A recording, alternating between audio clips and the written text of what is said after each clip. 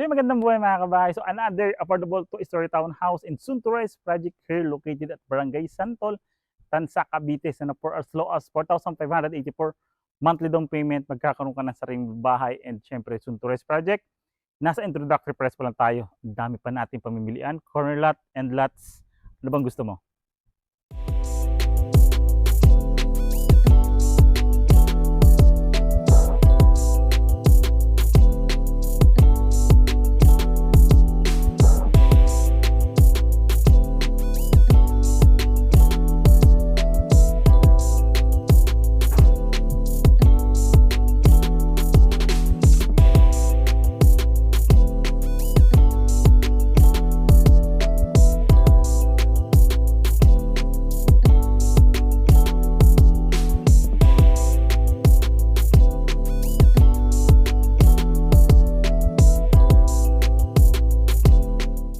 So yan again, this is Randy Salvador. Of course, may si Julian Salvador, kami po ang susi at tulay tungo sa pangarap niyong bahay. So for today's video nga, nandito nga tayo sa Barangay Santol, Tansa, Cavite. So i-offer nga natin is a two-story townhouse na may lot area po siya na 44 square meter. Na the floor area naman po is 58 square meter.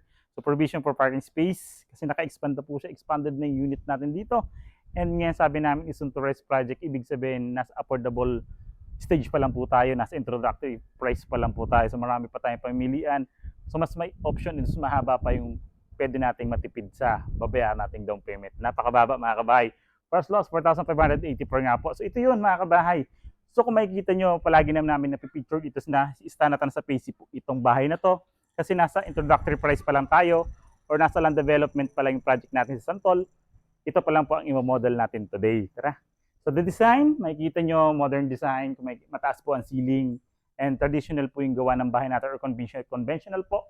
May mga poste and may mga biga po tayo. And aside from that, naka-expand na nga po yung bahay natin. Ito naman yung kagandahan dito kasi expanded na po siya. So may initial na po tayong parking space dito sa ilalim nitong naka-expand natin yung second floor. So may parking space na tayo rito. So may protection na kayo sa init, ulan sa ating mga sasakyan. Or kung gagawin man nating living area, so pwedeng-pwede. Tara, pasukin natin. So papasukin natin today is model house. So mga kabay, ito yung model house. Then after punta tayo sa actual turnover. So this is our model house mga kabahay. Kung makikita nyo, yan. Ito yung model house natin. So, provision siya for living area, provision for dining area, nakapintura na po. Pero yung actual turnover natin dito is bare finish turnover. Wala pa pong pintura ang ceiling.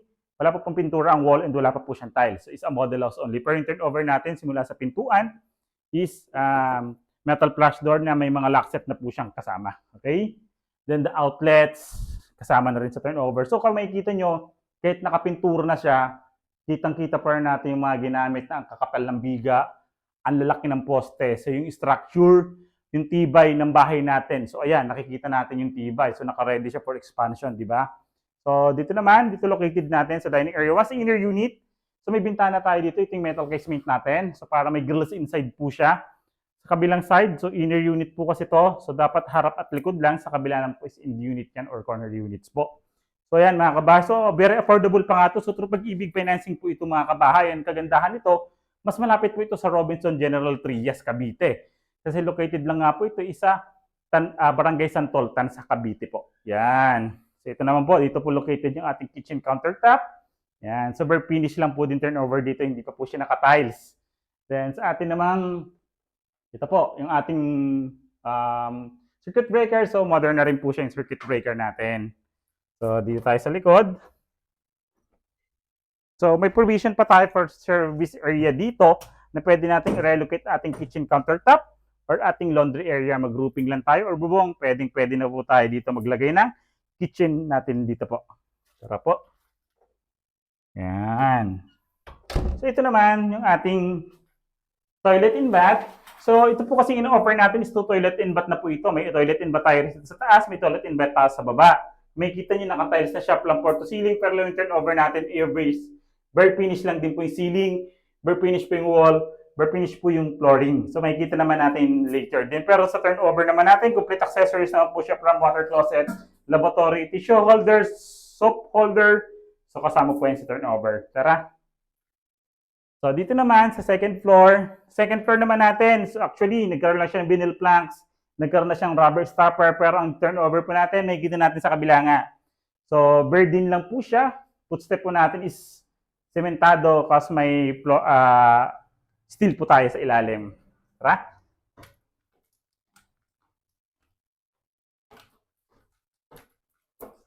Yan. So, ayan, provision po ito for 3 bedrooms. Pero yung ginawa natin dito sa model house natin is naging 2 bedrooms lang. So, mas pinalaki natin yung 2 kwarto. Isang master's bedroom at isang room. Yan. So, dito sa located natin, dito sa master's bedroom, dito po located yung ating isang toilet and bath na complete accessorized din po siya. Yan. Yan po. Then, may bintana din po siya para ventilated, yung kwarto natin dito sa master's bedroom. Nilagyan na rin po siya ng ceiling. Queen size yung bed natin na nilagay dito sa ating model house. Then, naglagay tayo ng mga built-in cabinets. Okay? So, yan. Ang mga pwede naman natin siyang gawin or gayahin. Nagkaroon tayo mga shelves or mga organizer dito. Yan. Dito, nagkaroon din tayo mga lagayan ng ganyan. So, second bedroom tayo. For the second bedroom po, ito naman yung second bedroom natin dito. Kung makikita nyo, naglagay tayong 2 single bed. For example, ang anak natin is 2. Yan, 2 babae. Pwede sila mag-share dito. May window din po na 2. So, mas nakakasingaw itong harapan ng bahay natin. Itong second bedroom na to, ito yung naka-expand dun sa harap. So, ayun yung naging parking space natin sa ilalim. Then, kung makikita nyo, naglagay din po ng built-in cabinets. So, na-maximize po natin yung space. Ngayon, check naman po natin yung actual turnover. So, yan, proceed naman tayo sa actual turnover natin, which is dito lang yung sa kabilang bahay. So, this is our actual turnover. So, sa kabila natin, mga nakatiles na yung parking space natin, yung parking lot. So, dito turnover natin is lupa pa lang po. Tara. Kasi yung ceiling natin, sa ano natin, is steel deck nga yan, pero hindi pa po siya pinturado, hindi pa po siya painted. Tara po. So, actual turnover na ito mga kabahay, pero yan, mga pinturado naman po yung mga wall natin dyan sa labas. Yan. So, ito yung actual turnover. So, very finished turnover nga po ito mga kabahay. Ayan yung very finished turnover natin dito. Diba? So, yung kagandahan naman ito, once na very finished turnover yung ginagamit natin, ina-avail natin, mas nasusunod tayo sa design or may freedom tayo masunod sa design natin. So, ito yung living area nga. Yan. Squatin natin kung gaano kalapad yung living area natin. So, ayan, living area natin dito is 3.8 meters. Yung lapad niya, yung haba niya naman, simula dito, 4.6 meters. So, yung lapad niya is 3.8 meters, yung haba naman niya is 4.6 meters. So, kaya naglalagay tayo, nag-upgrade tayo ng pangsukat para sa mga nagtatanong kung yung sukat, lapad. So, at least nasukat natin today. Then, yung mga outlets natin, kasama naman po yung sa turnover. Once lumipat tayo rito, so ang dami na nating outlets. Paglipat natin, kitchen countertop natin, bird finish turnover lang din po ito. Kitchen countertop natin na steel. Yan. Ito naman po sa service area natin. Tanungin nyo kung magkano ba kalapad siya. Ayan, 1.4 meter po yung lapad. Yung haba niya naman, yan, 1.8 meters naman po. Yung haba niya is 1.8 meters, yung lapad niya naman po is 1.4 meters dito sa service area natin. Sa toilet and bath naman po natin, so ito yung toilet and bath natin. Toilet bath natin is very finished turnover din po yan, hindi pa po siya nakasiling, wala pa siya yung ceiling, wala pa rin po tayong pintura.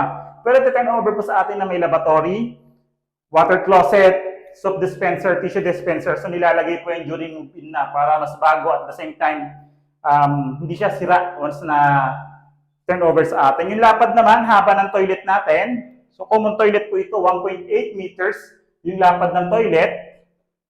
Yung haba naman po natin is 1.3 meters. Ayan, di ba? Mas malawak siya. So, common toilet and bath. Ito naman sinasabi ko sa second floor natin. Ayan po yung turnover natin dito. So, ayun na po yan. Footstep, solid wood, concrete. Steel po yung ilalim. Tara.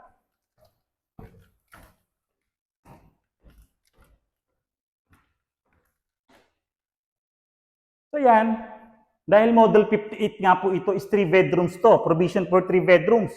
Sobrang lapad or lawak ng ating dito. Ngayon, sukatin natin. Ito po. Yung lapad niya is 4 meters.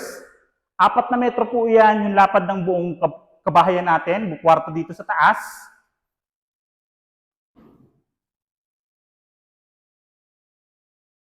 Yan po. 7.9 meters naman po yung buong kahabaan ng ating bahay, di ba? Ang nagiging design natin dito, isang bedroom doon, 2 bedroom dito. So ayan, yung nagiging design natin. Kung makikita yung design ng outlets, for each rooms po talaga yan, tigda 2 outlets. Yun naman yung kagandahan. And ang taas po ng ceiling, kung makikita nyo, ang taas-taas ng ceiling. Yan, di ba? Naka-attic type pa po siya, kaya hindi siya mainit. Tapos kung makikita nyo yung mga ginamit na biga, ayan po yung mga biga natin. Biga, poste, sobrang lapad, di ba? Ang ganda. So napakatibay ng bahay natin. Ayun naman po yung toilet and bath. Tara.